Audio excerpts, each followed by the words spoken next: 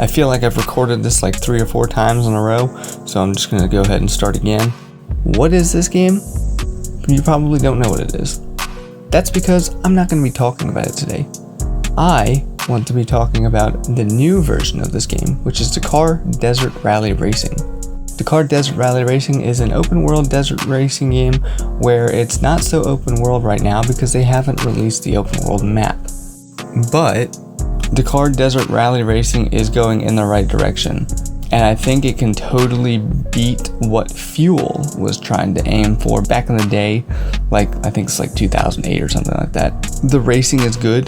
There is no traction control at all in the game, and I fully think there should be traction control because at this moment in time, it is almost impossible, literally almost impossible to control ATVs. You can't drive them. It's just too hard. You'll always end up in last place because you crash constantly. And that's why I stay away from ATVs. All the other vehicles drive awesome. If you want something new and unique to play, this is probably the game that you want to do. There is tons and tons of races to do, tons of content to play, different racing classes that you have to do where you play through the whole game over and over again. It has a ton of replayability. What I don't like too much about the game is the fact of the matter that I can't make my own character and have him race alongside the professionals. What you do is when you buy the car, you end up buying the car that belongs to that said professional of the league, and instead of you having your own character, you actually race as that professional driver. I think that takes away from the RPG experience that they are aiming for, and it kind of makes me sad. Aside from that, they do have a wheel spin.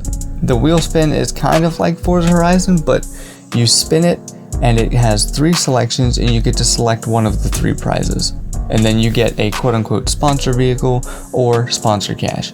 It's a cool little addition to the game that makes you really think about what you want to do further on down the road when you unlock a new item. Because when you unlock the new item, you might as well use it, right? It aims to be kind of similar to Forza Horizon with an arcade-style racing system.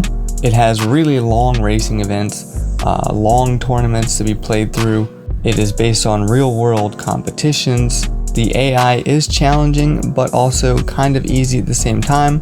There are 3 different game modes. One is arcade mode. The other is like a simcade mode, where you have to actually follow directions that are displayed on your screen.